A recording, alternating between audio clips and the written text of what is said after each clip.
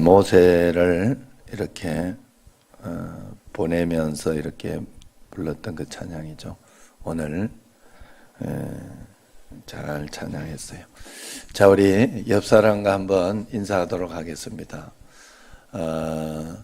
오늘 어버이 주일인데 잘 오셨습니다. 제 옆에 앉아 주셔서 영광입니다 하고,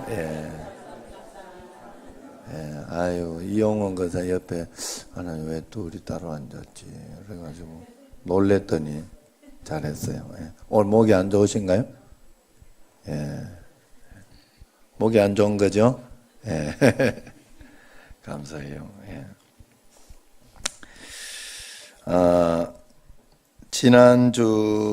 지난주까지 계속해서 이제 영생을 취한 자의 삶이라 하는 시리즈로 말씀을 드리고 있어요. 우선 오늘 말씀 11절을 보면 너 하나님의 사람아 그렇게 이야기를 했어요. 우리가 예수님 믿는 우리는 하나님의 사람, 하나님의 사람이 그저 예수님을 믿는다 하고 그냥 교회만 다닌다고 다 되는 건 아니고 어느 날 여러분들이 하나님을 만나기 시작해야 됩니다. 그래서 영생을 취한 자로서의 삶을 살기 시작해야 되는데 그러기 위해서는 세 가지를 먼저 잘 하고 있으면 하나님이 선물을 주셔요. 하나님 자신을 선물로 주시는데 그 세 가지가 뭔가 하면 피할 것 피하고 따를 것 따르고 싸울 것 싸우는 사람. 그래서 피할 것은 뭐냐? 돈 사랑함을 피하라. 돈을 피하지 말고 돈은 열심히 버시고 돈 잘 쓰면 되는 거니까 돈을 사랑하는 것을 피하라. 그 다음에 두 번째는 따르라 했는데 따르는 것은 예수님을 닮아가는 것을 열심히 예수님 닮아가기를 원해라. 닮아가는 것을 따르라. 그러면 이제 그리고 세 번째는 싸우라 그랬는데 선한 믿음의 싸움을 해라. 하나님이 지금 나와 함께 계시다. 이런 상황과 어려운 가운데 있어도 하나님이 지금 함께 계시니 나는 걱정 없다.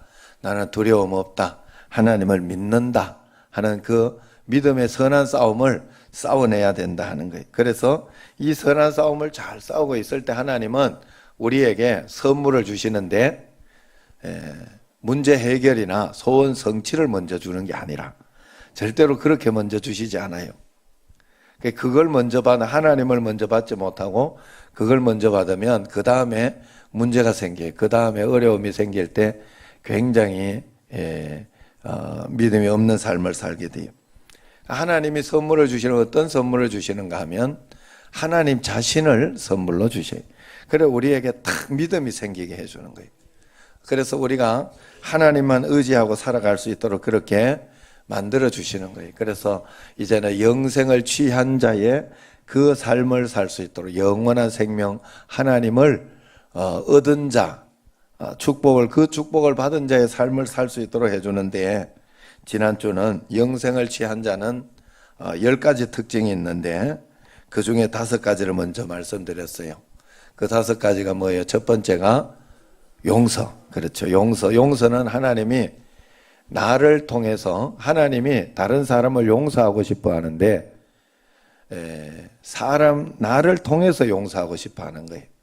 그래서 내가 용서되지 않을 사람이 있으면 그 사람을 자꾸 하나님이 용서하실 수 있도록 나를 통과하도록 해야 됩니다. 그러면 그 용서의 축복을 우리가 받게 되죠. 내 마음의 상처가 치유되고 기도가 막히지 않고 나를 통해 하나님이 증거되고 참된 기쁨이 내게 생기게 된다 그랬어요. 하나님이 통과했으니까. 그래서 많이 용서해야 된다. 그 다음에 두 번째는 사랑해야 된다 그랬어요. 왜냐하면 사랑이 하나님의 형상과 모양 가운데 하나이기 때문에 나는 그걸 무조건 은사로 달라고 사랑하게 해달라고. 그래서 사랑할 때 내가 다른 사람을 사랑할 때 하나님의 형상이 나를 통해서 나타나는 거예요. 그래서 사랑이 많은 사람을 성자라 이야기를 하죠. 그래서 그 사랑을 자꾸 해야 된다. 그 다음에 세 번째는 축복해야 된다 그랬어요. 축복은 내가 왕 같은 제사장이므로 세상을 축복하고 직장을 축복하고 또 많은 사람들을 축복해야 된다. 그렇게 이야기했습니다. 그리고 네 번째는 기쁨이 있어야 된다. 왜 기쁨이 있어야 되느냐? 내가 마음에 우울하고 답답하고 속상한 마음이 있으면 그건 하나님이 나와 함께 계시다는 게 믿어지지 않는 상황이다. 그렇기 때문에 기쁨은 믿음이다. 내게 항상 기쁨이 유지되어야 내가 믿음을 유지하고 있는 상황인 거예요. 여러분들이 내가 믿고 있느냐 그렇지 않느냐는 내 마음에 지금 기쁨이 있느냐 없느냐 그렇게 판단하면 돼요. 어떤 일이 있어도 믿는 사람은 기쁨이 있게 돼 있는 줄로 믿습니다. 자, 그 다음에 다섯 번째가 지난주 감사라 그랬어요. 감사는 다르게 보지 말고 감사를 저 천국에 내가 지금 여기에서 감사를 많이 하고 있으면 천국의 상급도 큰가 보다 생각하면 돼. 상급이 큰 사람이 감사를 한다 그랬어요. 상급이 없고 부끄러운 어떤 그런 구원이라면 이 땅에서 원망과 불평밖에 안 할 거다. 광야에서 있는 삶을 살게 돼. 광야의 삶을 살다가 구원받은 사람이 될 거다. 우리는 가나안 땅의 삶을 살다가 구원받는 사람이 돼야 된다. 그렇게 말씀을 드렸어요. 그래서 우리가 하나님 앞에서 이 다섯 가지의 이 영생을 취한 자의 삶은 이 다섯 가지의 축복 그리고 다섯 가지의 특징이 나타나는데 이제 지난주에 다섯 가지를 했으니까 오늘 이렇게 말씀을 드려보니까 잘 외우고 계시네요. 이제 여섯 번째부터 10가지를 이야기하려고 합니다. 여섯 번째는 뭐냐? 여섯 번째는 화평케 하는 마음이에요. 화평하는 것. 히브리서 12장 14절에 보면 이 화평케 하는 마음이 잘 나타나 있는데 누구든지 화평함과 거룩함을 따르라. 이것이 없이는 아무도 주를 보지 못하니라 그랬어요. 화평함과 거룩함을 따르지 않고는 하나님을 만나지 못한다. 요즘 한국 교회가 주님을 보지 못하고 있는 곳이 참 많아요. 이 말은 교회들이 싸움으로 인해서 화평이 없어 주님을 보지 못한다 하는 거죠. 목사님, 장로님 갈등, 또 교회 간의 어떤 그런 갈등 이런 것 때문에 어떤 데는 문을 막고 밖에서 예배를 막 드리고 있는 데도 있고 또 교회 안에서 예배 드리는 데 있고 또 층마다 이렇게 바뀌어 가지고 위층은 이쪽 파에서 또 아래층은 저쪽 파에서 이렇게 드리면서 그렇게 하는 교회들이 있어요. 이게 바로 어떤 이유와 어떤 정당성, 어떤 정의가 거기에 있다고 해도 그것은 영생을 취한 자의 삶은 아니에요. 그렇기 때문에 이 갈등과 어떤 그런 것 가운데 끝까지 지켜야 하는 것은 뭐냐면 화평입니다. 화평을 지키다가 보면 내가 쪽박 차겠다. 화평 지키다가 정의를 잃어버리겠다. 공평하게 못하겠다. 그런 생각이 들어도 우리는 화평을 지켜야 돼요. 내가 화평을 지키고 있으면 하나님 말씀대로 순종해서 화평을 지키고 평강으로 그렇게 지켜내고 있으면 누가 정의를 세우고 누가 공의를 세울까요? 하나님이 정의를 세우시고 하나님이 공의를 베풀어 주시는 거예요. 우리는 그것을 믿고 있는 사람입니다. 그렇기 때문에 우리가 화평을 지키다가 내가 공의를 잃어버리겠다 생각해도 하나님의 뜻이 바로 세워진다고 하는 믿음을 가지고 화평을 무너뜨리지 말아야 됩니다. 그래서 마태복음 5장 9절을 보면 화평을 지키는 자는 복이 있나니 뭐라 그래요? 하나님의 아들이라 일컬음을 받을 것이라 그럽니다. 화평을 지키다 하나님의 아들이라는 증명이 되는 거예요. 정신제일교회는 그 어떤 누구도 교만해져서 내가 공의를 세우려고 하고 내가 다 맞추려고 하고 내가 맞다는 거 지키다가 화평이 깨달아지는 거거든요. 양보할 수 있고 또 참아줄 수 있고 또 기도하면서 기다릴 줄 아는 그런 사람이 돼. 그게 바로 하나님의 사람이에요. 그게 영생을 취한 자의 삶이다 하는 거예요. 그래서 화평케 하는 거. 그 다음에 일곱 번째는 영광 돌리는 거예요. 영광 돌리는 거. 자, 영광 돌리는 것은 하나님을 기쁘시게 한다는 것입니다. 하나님이 기쁘신 게 뭐냐 하면 그건 자녀들이 잘 되는 거예요. 하나님의 자녀들이 잘 되는 것이 하나님 기뻐하시는 것인데, 어떻게 하면 하나님의 자녀들이 잘 될 수 있는가? 그것은 바로 내가 하나님 말씀대로 철저하게 순종하면 잘 되게 돼 있어요. 그래서 성경은 전부 말씀대로만 순종해라, 그러면 잘 될 것이다, 그렇게 이야기를 하고 있습니다. 그러면 나는 왜 이렇게 말씀대로 잘하고 있는데 그러냐? 한번 잘 살펴봐야 돼. 정말 말씀대로 잘 순종하고 있는지 하나님 앞에 잘 살펴봐야 돼요. 그렇기 때문에 하나님께 영광 돌리는 것은 내가 막 찬양을 했다고 영광 돌리는 게 아니라, 내가 막 이렇게 다른 무엇을 했다고 영광 돌리는 게 아니라, 하나님 말씀에 잘 순종하고 있을 때 하나님이 영광 받으시는 거예요. 여러분, 그것을 잘 알아야 됩니다. 예수님을 한번 생각해 보세요. 하나님 아버지께서 예수님께 십자가를 지게 했어요. 세상적으로 볼 때 그것은 죽어가는 일이고 실패하는 일이었지만 하나님께는 영광이 되는 일이었어요. 왜냐하면 그것을 잘 순종했기 때문에 예수님은 죽음의 길을 간 것이 아니라 부활의 길을 걸었기 때문에 그렇습니다. 그러므로 우리 생각에 그렇지 않을 것 같아도 우리가 말씀대로 살면 반드시 복받고 하나님께 영광이 되는 그런 것이 되는 거예요. 그러므로 우리는 말씀에 잘 순종해서 영광 돌리며 살아야 됩니다. 할렐루야. 다른 거 할 필요 없어요. 단순하게 여러분, 단순하게 그냥 말씀대로 순종하면 돼요. 말씀대로. 예수님 믿는 어렵게 믿을 필요 없어요. 자, 그 다음에 7번째 생각, 8번째는 뭐냐? 8번째는 전도하며 사는 겁니다. 전도를 성경적으로 명확하게 먼저 구분해야 돼요. 전도는 성경적 원리는 하나님께서 보내놓은 피덩이, 영적인 피덩이가 있는 거예요. 영적인 생명이 있는 거예요. 그래서 그걸 잃어버린 양이라고 이야기합니다. 그 생명을 내가 그냥 찾아서 오는 거예요. 이게 전도입니다. 그래서 이 영적인 피덩이, 영적인 생명이 어떤 것인지는 우리가 잘 몰라요. 이것을 다 구분을 못해요. 다 구분하면 내가 하나님 되는 거예요. 그래서 우리로 하여금 전도에 미련한 것을 하라, 그렇게 이야기했어요. 그래서 그냥 전도해봐라 그랬어요. 전도해봐라. 전도해보다 보면 하나님의 잃어버린 양은 털커덕 예수님 믿도록 오는 거예요. 예수님 믿도록 믿는 마음이 생겨서, 마음속에 믿는 마음이 생겨서 이렇게 오는 거예요.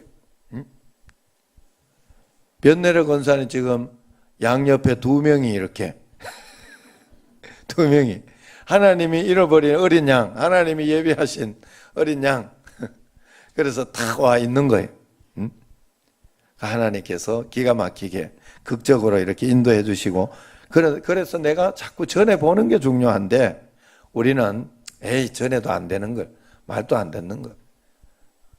하나님이 언제 어떻게 그것이 올지 모르니까 그냥 나는 전하는 것을 하는 것이 필요하다 하는 거예요. 그래서 그 사람이 나에게 이제 어느 날 때가 되고 시기가 되고 하나님의 잃어버린 어린 양의 그 때가 되었을 때는 우리에게 탁 이렇게 교회 오고 싶은 마음이 생기는 거예요.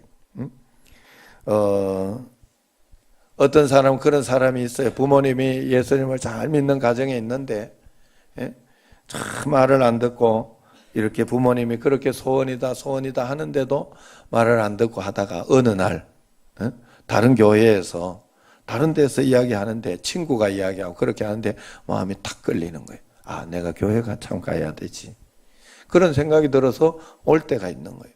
하나님의 때와 하나님의 시기가 있기 때문에 우리는 그냥 복음을 전해야 돼요. 전도하는 것이 우리의 사명인 줄 알고 꼭 그렇게 복음 전해야 하는 줄로 믿습니다.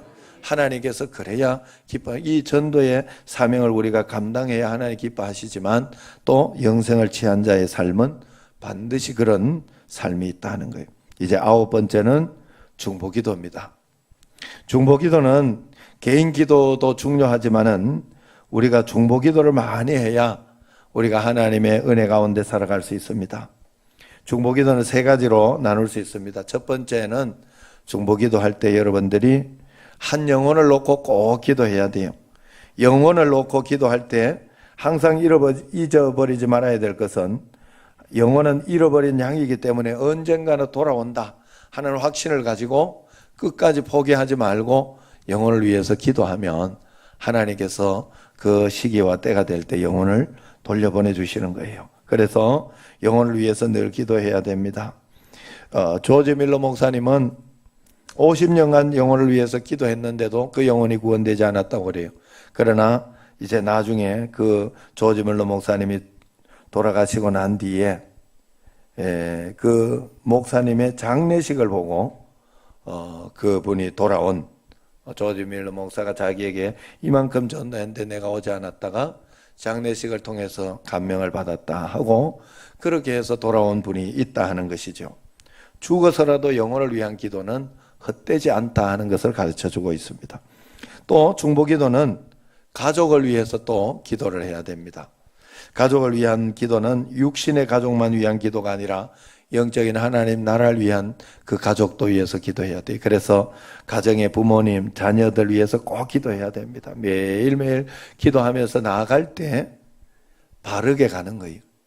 여러분, 애들이나 사람요 바르게 가도록 내가 말한다고 되는 게 아니던데 내가 키워보니까 야 이거 그걸로 되는 게 아니요. 내가 뭐 바른 소리를 안 해줘가지고 애가 다르게 가는 게 아니요. 돌아오는 것도 내가 보니까요. 나를 보니까 그렇더라고. 나를 보니 내가 정말 철없고 정신없었는데 아무 생각 없이 그냥 농땡이 치면서 그렇게 살았는데 내가 바르게 왔어요. 제가. 왜 그랬나 보니까 어머니 기도가 있은 거예요.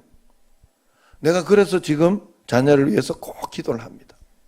그것 때문에 내가 나를 보고 깨달았어요. 아, 이거 기도밖에 할 수 있는 게 없구나. 세상에는요, 너무 세상적으로 비껴나가고 세상적으로 마음대로 나갈 수 있는 길이 너무나 많아요. 유혹되고 미혹될 일이 너무나 많더라고. 아, 기도할 수밖에 없구나. 여러분, 자녀를 위해서, 가족을 위해서 꼭 기도해요. 기도하면 하나님께서 바른 길로 꼭 인도해 주시는 줄로 믿습니다. 예? 그리고 교회를 위해서, 교회 가정을 위해서 여러분들이 꼭 기도해야 돼요. 내 가족을 위해서 기도했으면 교회 가정, 그래서 목회자를 위해서 또 여러 가지 직원들 위해서 기도해 주시고 또 교회 장로님, 안수 집사님, 권사님, 집사님, 성도님 위해서 다 기도해야 되고 또 교회 예사랑 잔치라든가 교회 학교라든가 또 여러 가지 행사나 모든 일정들 위해서도 여러분들이 꼭 기도해야 됩니다. 그게 바로 가정을 위해 중보기도 하는 거예요. 그래서 가정을 생각할 때는 꼭 우리 가족만 생각하지 말고 교회 가족까지 함께 생각해서 기도해야 돼요. 그리고 세 번째는 나라와 민족을 위해서 꼭 기도해야 됩니다. 나라와 민족을 위한 기도로 하나님이 증언하시는 거예요. 그렇기 때문에 우리가 하나님 앞에서 나라와 민족을 위해서 기도하면 하나님은 역사를 통해서 우리로 하여금 축복을 주시고 증거를 주시는 거예요. 그렇기 때문에 우리가 기도해서 하나님이 역사를 통해 증언하실 수 있도록 계속해서 기도하면 우리의 한국의 역사를 하나님이 바르게 하시고 인도해 주시는 거예요.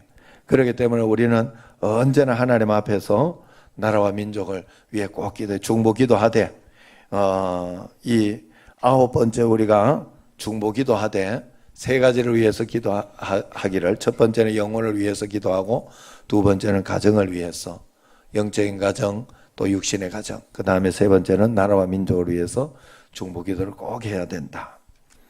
꼭 기도하시기를 바랍니다. 마지막으로 이제 10번째가 바로 예배입니다. 예배. 예배는 영생을 취한 자의 꽃입니다. 영생을 취한 자가 보여야 할 가장 기본적인 자세는 예배라는 겁니다. 그래서 성경은 안식일을 기념하여 그날을 거룩하게 지키라 그렇게 이야기를 하고 있어요. 우리가 잘못 알고 있는 개념 중에 하나가 안식일을 그저 하나님이 쉬셨다 이렇게 이야기를 생각을 해요. 일곱째 날에 하나님이 쉬셨다 이렇게 생각하는데 잘못된 개념이에요. 그건 틀린 개념. 안식일은 쉰다 하는 그런 개념이 아니에요. 왜냐하면 하나님이 쉬면 큰일 나요. 온 우주가 난리 납니다. 하나님은 쉬시면 안 돼요. 하나님은 끊임없이 하나님 일하시고 계시고 온 우주를 이렇게 돌리고 계시다. 그렇게 보면 되죠. 지금도 끊임없이 지구를 돌리고 자전하게 하고 또 태양으로 공전하게 하는 그런 어떤 일들이 우리에게 일어나고 있죠. 그래 온 우주를 하나님이 지켜주시고 돌봐주시지 않으면 쉬고 한 주일 일했다고 한 주일 딱 쉬고 있고 이러면 큰일 납니다. 그래서 그런 개념을 가지면 안 되고 하나님이 안식하셨다 하는 것은 어떤 것인가 하면 6일 동안 창조하시고 난 뒤에 7일째 이제 그 창조물 안으로 하나님이 들어오셨다는 뜻이에요. 안식하셨다는 것은 창조물 안으로 하나님이 창조의 시간 속으로 창조의 세계 속으로 하나님이 들어오셨다 하는 것이 안식하셨다 하는 그런 개념입니다. 그렇기 때문에 이 창조 속에 들어오신 하나님을 기쁨과 감격으로 우리가 맞이하고 또 그 기쁨과 감격으로 예배로 꽃을 피우는 행위가 바로 예배다 하는 거예요. 그래서 안식일을 기념하여 그날을 거룩하게 여기라 예배드려라 하는 것입니다. 주일은 하나님이 이 창조 세계에 오셔서 다스리시는 것을 감사하고 감격하는 최고의 표현이라 그렇게 할 수 있습니다. 그렇기 때문에 주일날 그저 왔다가 가는 것이 아니라 우리가 정말 하나님께 찬양하고 경배하는 그 거룩함이 우리에게 있어야 됩니다. 주일 예배를 지겨워서 이렇게 때우고 가면 안 돼요. 하나님 앞에 최고의 영광을 돌리고 이제 돌아가고 또 예배를 드릴 때마다 우리는 그러한 우리가 믿는 자가 아니면 예배도 드릴 수가 없습니다. 하나님 앞에 예배 드릴 수 있는 것은 특권 중에 특권이에요. 그렇기 때문에 여러분들이 이 예배를 소홀히 여기면 안 돼요. 영생을 취한 자가 주일 예배를 드리는 것은 최고의 영광인 줄로 믿으시길 바랍니다. 그래서 주일 예배를 통해서 한 주일 내가 주님 앞에 잘 살았는지 그리고 잘 살 것인지 하는 것을 결단해야 돼요. 그래서 내가 용서하며 살았는지 아니면 사랑하며 살았는지 축복하면서 살았는지 기쁨으로 내가 살아냈는지 또 감사하면서 살아냈는지 또 어떤 일에 있어서 화평하며 살아냈는지 또 화평 다음에 뭐예요? 영광 돌리며 살아냈는지 내가 영광을 통해서 내가 순종하며 살았는지 하나님 앞에 그 다음에 전도하면서 살아냈는지 그 다음에 중보기도 하면서 살아냈는지 그리고 내가 예배를 지금 잘 드리고 있는지 이것을 점검하는 게 참된 예배다. 여러분 매주일 이 참된 예배와 이 참된 결단을 여러분 꼭 하시기를 바랍니다. 그렇게 할 때 여러분 가정이 잘 되고 복되고 은혜로운 줄로 믿습니다. 예수님 잘 믿었는데 가정이 파탄났다. 가정이 깨어졌다. 잘못 믿은 거예요. 그래서 지금부터라도 다시 잘 믿으면 가정이 화목하게 되고 하나가 되고 그래요. 남편이 교회도 안 나오고 잘 안 믿고 그래도 예수님 잘 믿음으로 하나 되어서 이렇게 가면요 하나 되게 돼 있어요. 결국은 하나 되게 돼 있어요. 하나님 앞에. 오늘 영상을 마지막으로 하나 보여주려고 그래요. 그 영상이 뭔 영상인가 하면 김창욱 씨라고 굉장히 웃기고 재미있는 유명한 강사분이 있어요. 이분이 예수님을 잘 믿어요. 그러니까 이분도 우리 아버지하고 비슷한 아버지를 두셨더라고.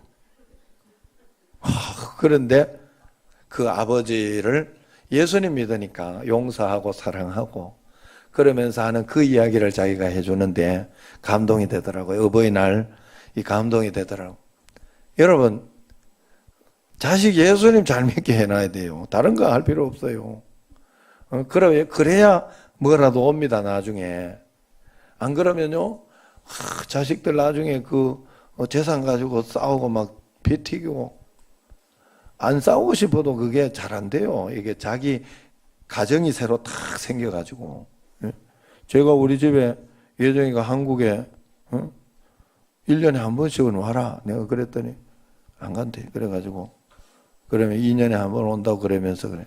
한국에 가도 문제가 있어요 이랬더라고. 뭔 문제가 있냐 이랬. 우리 집이 없어요 이랬더라고. 야, 결혼하고 그런 개념을 가지대. 난 깜짝 놀랐네. 내가 저 집 아닌가 이 말이요. 그런데 둘이가 가정을 딱 세우니까 자기 집이 따로 생기는 거예요. 그래서 사실은 재산이나 이런 것 때문에 서로가 형제간에 그렇게 어릴 때 깨복쟁이로 그렇게 친하고 막 그러던 형제들이 나중에 어려워지는 게 그래서 그래요. 자기 가정 지키느라고. 그럼 뭐 너무 이야기할 건 아니지만 예수님을 믿으면 반드시 이 모든 것에 회복되고 또 좋아지고 그렇게 되는 줄로 믿습니다. 자, 영상 한번 보도록 하겠습니다. 내 부모님으로부터 좋은 언어를 상속받지 못할 수 있어요. 그건 부모님의 사정이 있어요. 근데 그러면 어떻게 하면 되냐면 부모님에게서 받은 좋은 걸 기억하고 내가 새 언어를 배우면 돼요. 저는 아버지가 이제 계시잖아요. 근데 이제 저희 아버지는 청각장애가 있으세요. 그래서 아버지는 제주도에서 검정색 돌 깨는 일을 하셨어요. 근데 겨울에는 돌은 추워서 위험해서 못해요. 그러면 아버지는 그때 그림을 하셨어요. 하셔서 이제 지역사회에 환원을 하신 거예요. 그리고 이제 무소유를 이루셨죠. 그리고 이제 집에 오셔서 어머니하고 K1을 많이 하셨다고요. K1 알죠? UFC 이런 거 안바 그런 기술. 저는 엄마하고 아빠 싸우는 걸 많이 봤어요. 그리고는 이제 저는 아버지에 대한 안 좋은 게 생겨버렸어요.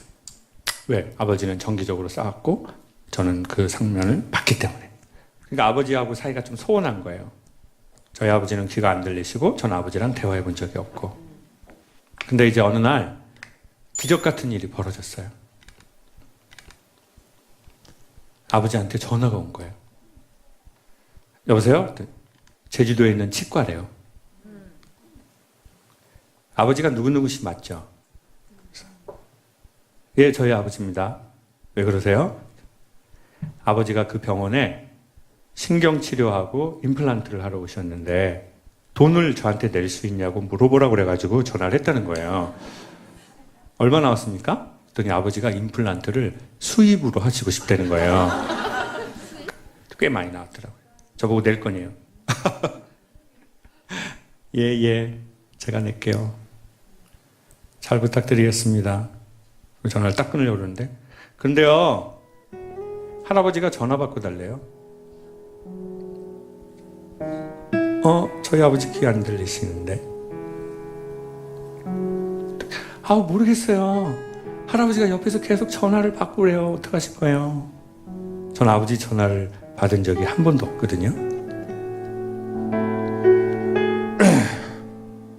네, 바꿔주세요. 근데 정말 아버지가 전화를 받으시는 거예요.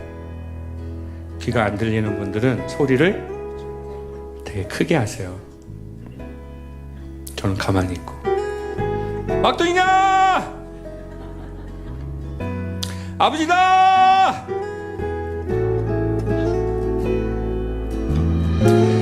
미안하다.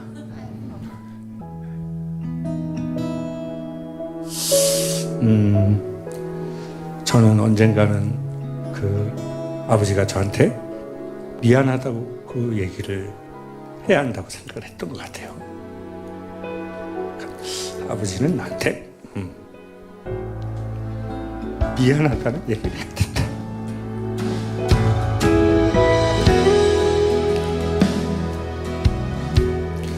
근데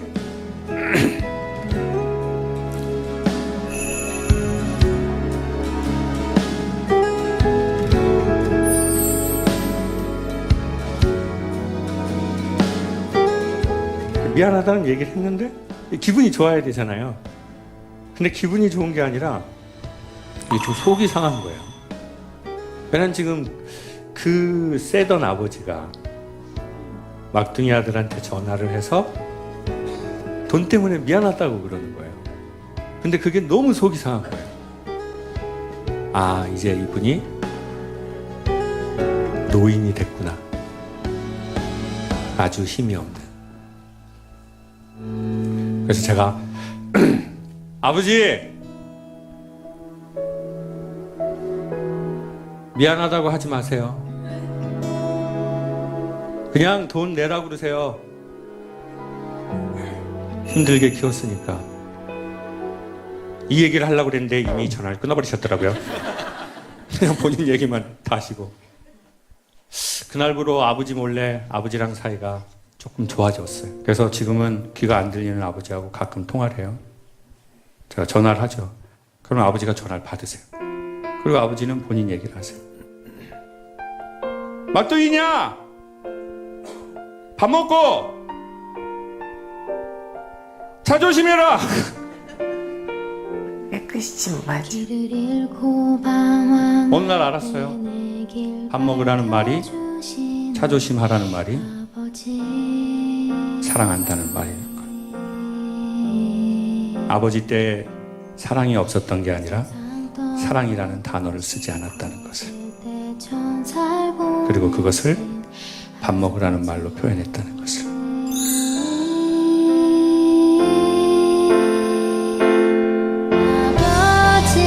아버지 감사해요. 내게 행복 주신 아버지.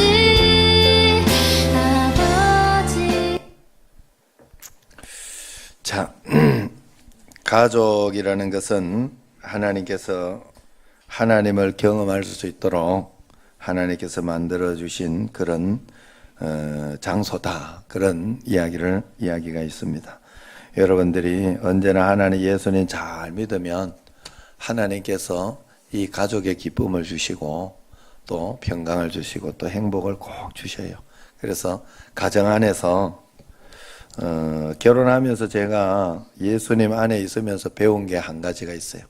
뭐가 있는가 하면 부부가 이렇게 살아가면서 계속 막 부부만 좋은 게 아니라 하나하나 이렇게 새롭게 생겨나고 새롭게 만들어지는 과정 속에서 더 넓은 하나님을 만나고 더 깊은 하나님을 만나면서 그 깊은 사랑, 어떤 그런 것들도 넓어지고 깊어지는 것을 배우게 되는 거죠. 처음에는 부부의 그 에로스적인 그런 사랑만 시작하다가 넓은 사랑의 그것으로 경험하게 되는 거죠.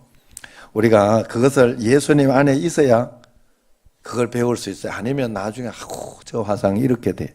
이게 그렇기 때문에 예수님 안에서 우리가 잘 배우고 오늘 영생을 취한 자의 삶을 살아내면 반드시 그런 역사, 기적이 있는 줄로 믿습니다. 기도하겠습니다. 하나님 아버지 감사합니다. 매일매일 한 주일 한 주일 주님 앞에 나아가